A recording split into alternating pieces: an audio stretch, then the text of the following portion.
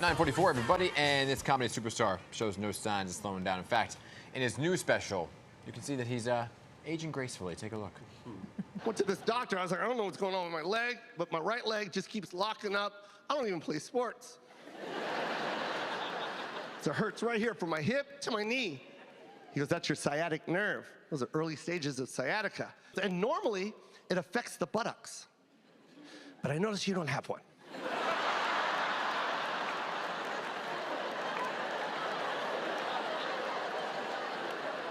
You're just gonna say that like that's not gonna hurt my feelings?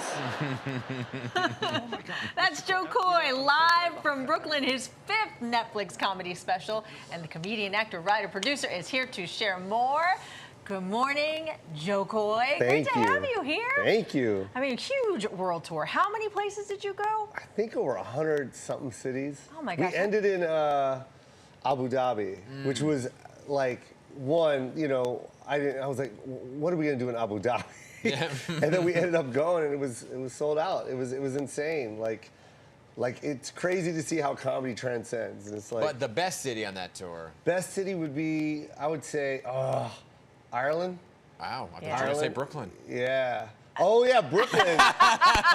Brooklyn wasn't part of the tour though. That was my gotcha. taping. Okay. Yeah. Okay. So but yeah, hands down my favorite special ever. And I made the theater the star. So that was my favorite part. Yeah. The whole point of that, like that setting. If you see, I'm wearing all black, and then behind me, I built a brick wall. So I built that brick wall, and then I put the thrust inside the audience. So I'm in there. We built risers, so it looks like I'm in a bowl. Yeah. And I just lit up the theater because it's gorgeous. Like it's It's a good one.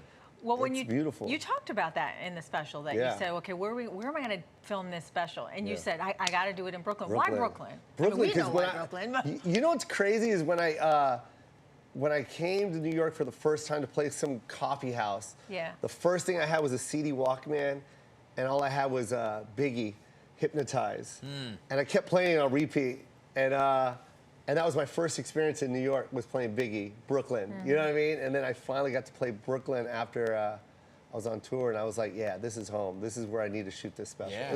It's the energy is unlike anything. I think it's separate from like New York. I think Brooklyn is just its own thing.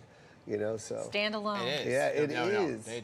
People in Brooklyn have pride like nobody else. I mean, I'm going to get crucified by the other 4 boroughs. But Brooklynites are strong. Yeah. And to talk about like just the atmosphere that you kind of fed off in that. I mean, the tour is one thing. Yeah. But to do a special, it's being filmed. There's the audience there. There's a lot of factors that are going into it. So the pressure's a little higher for you. Just kind of talk about it all going through your head at the same time. I think Brooklyn, I just wanted to like capture the essence of like when I saw Def Jam when I was a kid. You know what I mean? The energy that was in the room, and I think we got that. And Brooklyn gave it to me. I swear, those people are like completely different, because there's a singing part that I do in that in my special, which was not supposed to be in the special.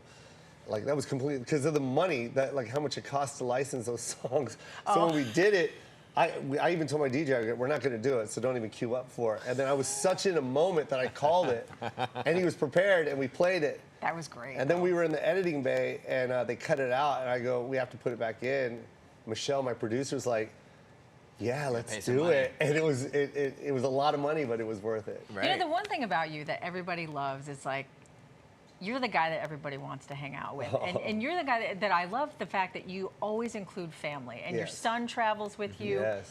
But what I found shocking about your special is that audience members bring their children with them. How is that for you when you find yourself in an environment, you want to make everybody laugh, but do you ever feel like, oh, I can't say that because, this person or that person might get offended? Or do you just like, whatever? No, I just say it, and then if if they get it, they get it. If they don't, they don't. There's nothing I can do about that. Yeah. But I always felt like, am I going to outgrow my audience?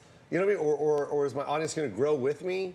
And then I realized it's like, oh, when I talk about my son, the kids are relating to the son part, and I think that's why they're coming. Like, I trip out when I look out in the audience and I see kids in the audience. I really do. So.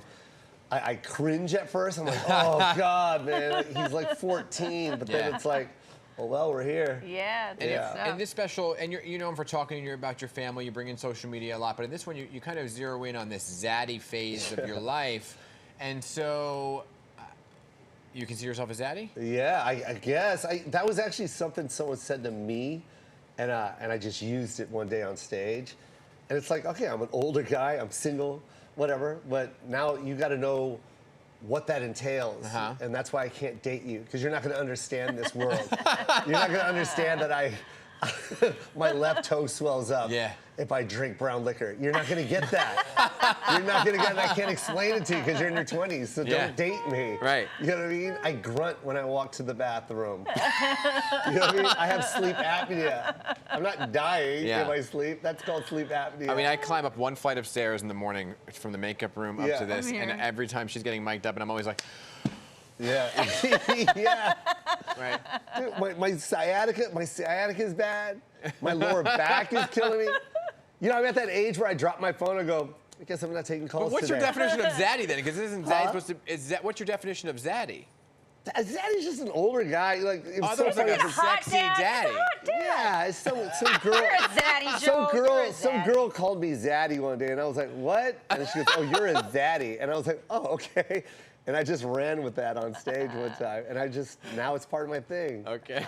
Well, people here in New York, though, we love you, and we want to know when we're going to see you live here in New York City. I want to come back. I don't know, maybe MSG one more time. Yes. Yeah. Do it. I loved it. When I did MSG last time, that was incredible. It was unlike anything I've ever experienced. You feel the energy in the wall. You really do. I was there for that one. And that was amazing. I was in the crowd. It was insane, right? It was unlike anything I've ever played before. And like when they say like these the walls live, when the walls, you really do feel it. Okay, so which one? But you said Brooklyn. I feel like you just said that about Brooklyn. Now you're saying it about Manhattan. Yeah, Brooklyn. You keep comparing my special to my tour. Oh, that's true. I know. Yeah. I'm bringing all the worlds together. Out of all the specials, Brooklyn was the best. Out of all the tourists. Out of all the tours, Ireland.